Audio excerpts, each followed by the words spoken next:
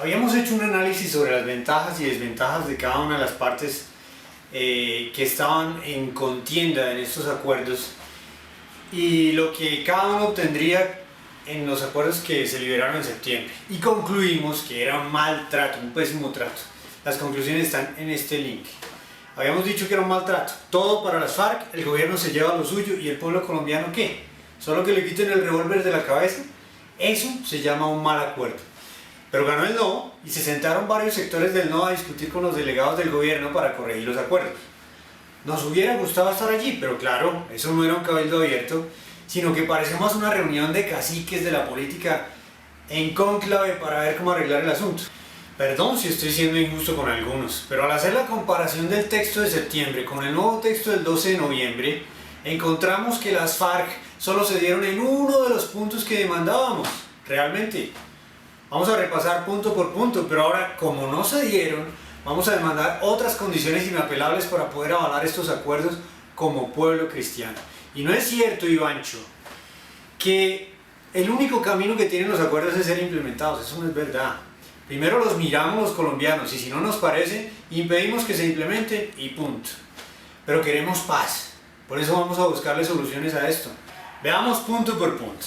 Primero, siguen con todas las ventajas para obtener el poder legislativo. Curules a dedo, 5 en Senado, 5 en Cámara, garantizados, superando grupos minoritarios de mayor importancia como los afrocolombianos, los indígenas, pero por mucho. Además, delegado vocero ante el Consejo Nacional Electoral, financiación de su centro de pensamiento, 3 delegados con voz en Senado y Cámara hasta las elecciones de 2018. Se quiere violar el artículo 179 de la Constitución Política, que establece que quienes hayan sido condenados en cualquier época por sentencia judicial a pena privativa de la libertad, excepto por delitos políticos o culposos, están impedidos para ejercer cargos de elección popular. Esas inhabilidades les encajan a los cabecillas de las FARC. Perdón, ¿una masacre en una iglesia es un delito político? ¿O un collar bomba, o una niña bomba, o el asesinato a sangre fría de personas inocentes? ¿Vamos a ponernos a discutir qué es un delito político? Segundo, siguen las 31 emisoras en FM, en todo el país, con dinero de los colombianos, que van a ser administradas por la cooperativa de las FARC, la cual también se constituirá con dinero público. Y dirán, bueno, ¿y eso qué importa? Bueno, el que no sepa la importancia que tienen los medios masivos, como una emisora en FM, para influir sobre la cultura y el saber de la población, es un tonto. Y no es una, son 31. Tercero, siguen estando desmilitarizadas las zonas veredales de transición. Hemos dicho por qué desmilitarizadas. Que la fuerza pública, que es la única con el legítimo uso de las armas, esté presente, y eso lo deben reconocer las FARC. ¿Será que no van a tener nunca un problema?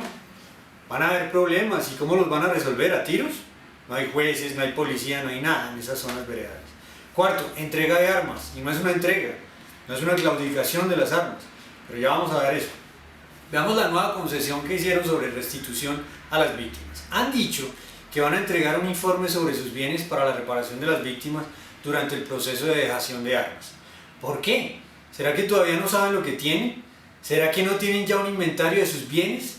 El proceso de dejación de armas dura 180 días, es decir, 6 meses.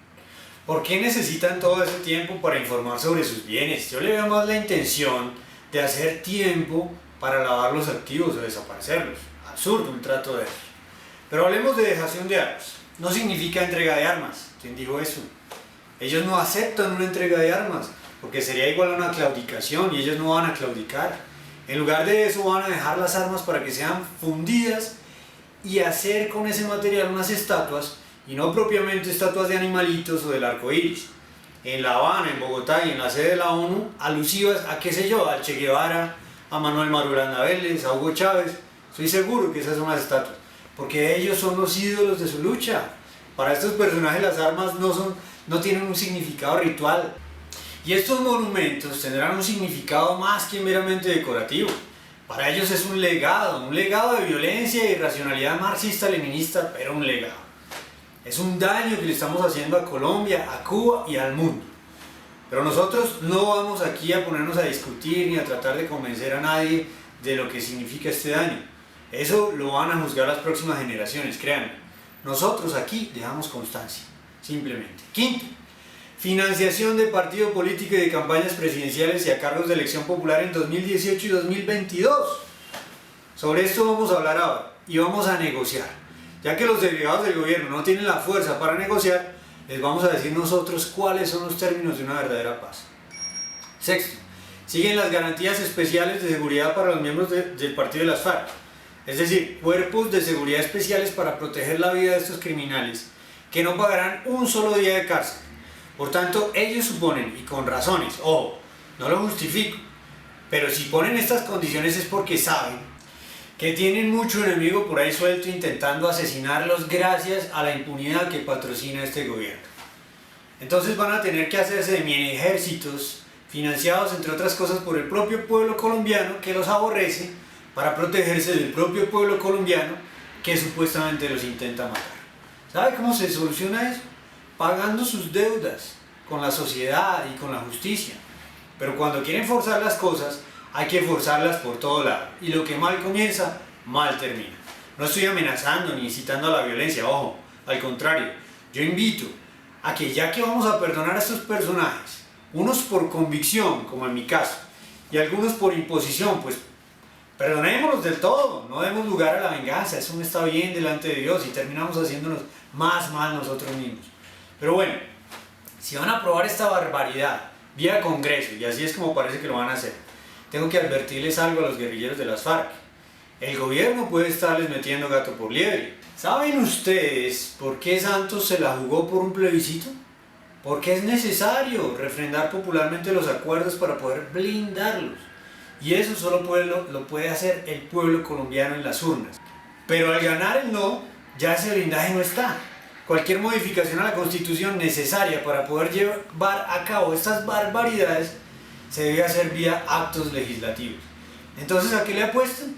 A tener las mayorías en el Congreso y un presidente liberal tirando a izquierda o de izquierda totalmente que promueva la reforma.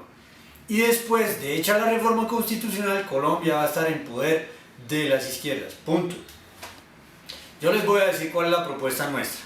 No es verdad, como dijo Iván Márquez, que el único camino de estos nuevos acuerdos es ser implementados. El único camino es contar con la aprobación de todos los sectores del país. Muchos izquierdistas y liberales, sobre todo los jóvenes, alegan que el artículo 22 de la Constitución Política Colombiana establece que la paz es un decreto y un deber de obligatorio cumplimiento. El establecimiento de la paz por parte del Estado es un deber de obligatorio cumplimiento, pero no mediante negociaciones con los grupos criminales, sino mediante el uso de la fuerza. ¿O me va a decir ahora que la autoridad se tiene que sentar a negociar con cada raponero, con cada secuestrador o con cada extorsionista para ver qué quiere que le demos a cambio de que nos dejen paz? Por favor, muchachos, usemos el cerebro. ¿Que son un grupo de origen político? ¿Acaso las motivaciones del crimen por ser políticas alivianan la carga de culpabilidad? Entonces es cierto, finalmente, que el fin justifica los medios. Dicen que con 10 curules no basta para tomarse el Congreso del país. ¿Seguros? ¿No quieren aprobar a pupitrazos los actos legislativos que van a refrendar estos acuerdos? ¿Y por qué están tan seguros que los van a obtener? Pues porque tienen las mayorías en el Congreso. Entiendan una cosa, la izquierda en Colombia no es un grupillo de campesinos ignorantes, fanáticos de Lenin y de Marx. Ellos tienen gente muy preparada y gente muy prestante patrocinando su revolución. Entre los que hay altos prelados católicos, gente públicamente muy influyente. También desde el Foro de Sao Paulo en 1990 las izquierdas salieron del closet. Ellos ya no se esconden, tienen una agenda muy clara para tomarse Latinoamérica. Petro sostiene que la democracia es otro nombre del socialismo global. Así que ya saben cuál es el alcance de ellos. Colombia simplemente es un paso.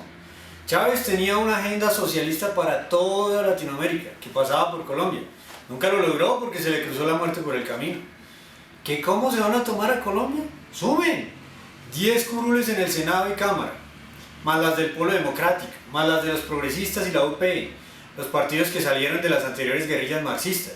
Súmele a los liberales y a los verdes, partidos inclinados a un liberalismo extremo, más hacia la izquierda que al centro. Tiende a la diversidad sexual, al laicismo, a la secularización total de la sociedad, al feminismo y a la ideología de género. Eso es parte de la ideología de izquierda. Diré en sus discursos en términos de ellos y ellas, diputados y diputadas, senadores y senadoras, colombianos y colombianas, y hasta millones y millones, como escuchamos por ahí a Maduro. Así que lo que tienen la manera de conseguir las mayorías en el Congreso. ¿A qué le van a apostar entonces?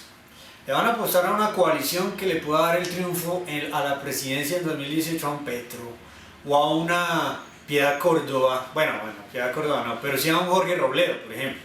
Y si no es en 2018, entonces en 2022. Con la financiación y el patrocinio del Estado colombiano, como establecen los acuerdos, fácil. Tendrían el poder en Colombia en menos de 6 años. A eso es a lo que ellos le están apostando. Que venga la guerra en el terreno de las ideas, dice Iván Márquez en su discurso. Pues listo, que venga, pero ¿contra quién van a pelear? Porque si van a estar solos en el campo de batalla, pues así no se vale. ¿O es que les da miedo la pluralidad que ustedes mismos están reclamando? Estas son nuestras exigencias. Primero, financiación del partido político, uno para las víctimas, otro para los cristianos y otro para el movimiento Pro Familia, cada uno por separado, todos ellos promotores del no. Segundo, las mismas curules que se le dan a las FARC, para el movimiento de las víctimas, para el movimiento de los cristianos y para el movimiento Pro Familia, cada uno por separado. Tercero, la misma financiación de campañas del movimiento de las víctimas, del movimiento de los cristianos y el movimiento Pro Familia, cada uno por separado. Todo esto en las mismas condiciones que se le están dando a las FARC. Es decir, 10 curules en el Congreso para las FARC, 10 curules para las víctimas, 10 curules para los cristianos y 10 curules para movimientos Pro Familia. Listo. Así quedamos en igualdad de condiciones. Si le van a dar emisoras a las FARC, en la misma cantidad y con el mismo alcance, deben darle emisoras a las víctimas, a los cristianos y a los movimientos Pro Familia. Quinto, que el monumento que se va a hacer en Colombia no tenga ninguna alusión a la lucha de las FARC, que el significado del monumento sea un homenaje para las víctimas, por ejemplo. Eso me parece justo. De lo contrario, si se rehúsan a ese derecho que tienen las víctimas, pues que hagan sus monumentos en Cuba y en la ONU, si ellos aceptan, claro. Y el tercero, en el país que lo acepte, en Venezuela, en Noruega, en Chile, pero en Colombia no.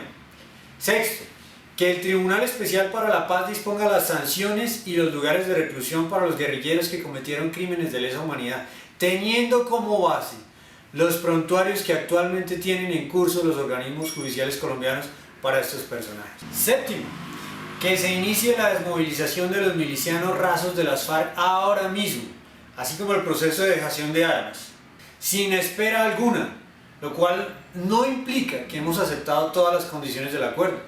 El gobierno va a establecer las zonas veredales de transición y el Ejército Nacional asegura los corredores de desplazamiento inmediatamente para que los milicianos rasos inicien su desmovilización ahora. En cuanto al tratamiento de los cabecillas que no acepten las condiciones de rendición que se expresan en esta revisión, se invocará el artículo 22 famoso de la Constitución. La paz es un derecho y un deber de obligatorio cumplimiento.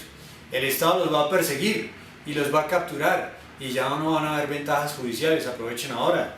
De la calle, Santos, esta es la manera de negociar un acuerdo. No me digan que no es justo, se les están dando muchas concesiones, pero igual estamos en un proceso de paz, así que tenemos que hacer concesiones. Entonces, o se someten a estas condiciones o los derrotamos militarmente. Si se cumplen estas condiciones, podemos salvar los acuerdos. De otra manera, ¿cómo podemos garantizarnos a nosotros mismos que tendremos la capacidad de pelear por nuestros principios y nuestros derechos? Bienvenidos a la lucha de ideas, pero vamos a hacerlo en igualdad de condiciones. No les tenemos miedo. Sé que en el terreno de los argumentos los vencemos, pero los que actualmente están llenando las sillas del Senado y Cámara, exceptuando algunos, claro, lamentablemente, aunque no debería ser así, no representan a la población colombiana, no representan ni a los cristianos, ni a las víctimas, ni a los movimientos pro familia que votamos no. Que Dios ayude a Colombia. Pedimos la bendición de Dios, que es el único nombre dado a los hombres, Jesucristo, el único nombre dado a los hombres en quien podemos tener salvación. Esa es una bendición real. No pedimos otra bendición, y menos la de un muerto, y lo digo por Iván Márquez, que pidió la bendición de Manuel Marulanda Vélez para los acuerdos. Mi hijo, por favor, ese hombre murió hace muchos años. No sé en qué estás pensando, viejo, pero nosotros no le pedimos a muertos, le pedimos a Dios, y solo hay uno, y Él es el único que nos da bendición en el nombre de Jesús.